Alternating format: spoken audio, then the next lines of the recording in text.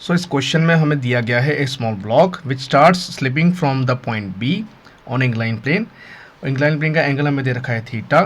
उसका स्टार्टिंग का पोर्शन है smooth and the remaining portion C is basically rough, जिसका कोएफिशिएंट फ्रिक्शन आधे वाले पार्ट में आपको म्यू दे रखा है। लेकिन एक कंडीशन दे रखी है, जो स्टार्टिंग का बी से लेकर सी तक का लेंथ है वो आपके AC वाले लेंथ का टेक्निकली डबल है।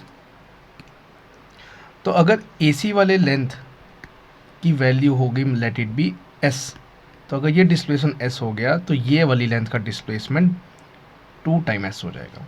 तो हम बात करते हैं टर्न बाय टर्न। तो अगर हम पहले वाले पार्ट की बात करें जो कि स्मूथ है, तो स्टार्टिंग में अगर हम FBT की बात करें तो स्मूथ वाले पोर्शन में अगर FBT की बात की जाए तो हमारे पास केवल mg साइन थीटा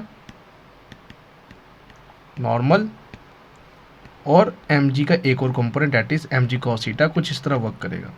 तो नॉर्मल और mg cos थीटा तो बैलेंस हो जाएंगे, लेकिन mg sin थीटा बैलेंस नहीं हो पाएगा, जिस कारण से स्टार्टिंग में जो हमें एक्सेलरेशन मिलेगी that is going to be g sin of theta.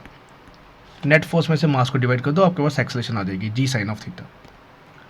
और बॉडी आपने रेस्ट से स्टार्ट की हुई है तो u आपका 0 हो जाएगा। डिस्प्लेसमेंट कितना कवर करना है, तो displacement to be covered let it be 2 time s। तो हमें u पता है, a पता है, s पता है, तो इक्वेशन ऑफ मोशन से हम एक वेलोसिटी पता कर सकते हैं जो हमें c पॉइंट पे मिल जाएगी। तो आफ्टर यूजिंग द फॉर्मूला, तो c पॉइंट पे हमें जो वेलोसिटी मिलेगी वो होगी ये 2a1 इंटू 2s।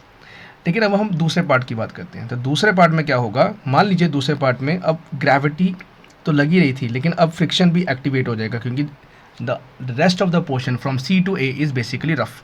तो अब आपकी FBT क्या बनेगी, सो C से A तक के लेंथ में अब फ्रिक्शन भी लगेगा और टेक्निकली बॉडी को A पे रुकना है, इसलिए आपका फ्रिक्शन डोमिनेट करेगा। तो अब इस केस में जो आपके पास नेट एक्सेलरेशन या मैं कह सकता हूँ जो रिटार्डेशन बेसिकली आपके पास आएगा that is going to be, तो ये होगा हमारे पास आगे वाले पोर्शन का रिटार्डेशन। तो एक्सेलरेशन हमारे पास आ चुका है।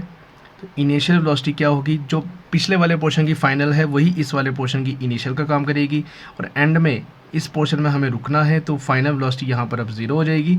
और डिस्प्लेसमेंट जो हमें कवर करना है उसकी वैल्यू हम लेट कर लेते हैं s। तो अगेन थर्ड इक्वेशन को यूज़ करेंगे तो हमारे पास एक रिलेशन आएगा। तो हमारे पास अब रिलेशन आएगा ये। तो अगर हम वैल्यूज़ पुट करें तो हमारे पास वैल्यू आ जाएंगी 2a1 into 2 time displacement should be equal to 2a2 into s। तो आफ्टर कैंसलिंग फ्यू थिंग्स तो हमारे पास इक्वेशन आएगा कि 2 times a1 2g sine of theta should be equal to mu g cos of theta minus g sine of theta. तो अगर हम g वाली वैल्यूज़ को कैंसिल कर दें तो हमारे पास एक रिलेशन आ जाएगा that is going to be 3 sine of theta should be equal to mu cos of theta. So let's compare with the answer. तो हमारे पास म्यू की वैल्यू आने वाली है जो कि काइनेटिक को फ्रिक्शन का कोफिशिएंट है, that is 3 times tan of theta. और क्वेश्चन की डिमांड थी कि म्यू कुछ k tan थीटा के बराबर होना चाहिए। तो आई थिंक हम कंपैरिजन से ये पता कर सकते हैं k कितना आ चुका है। तो हमारे k की वैल्यू आ रही है 3। सो 3 विल बी अवर आंसर।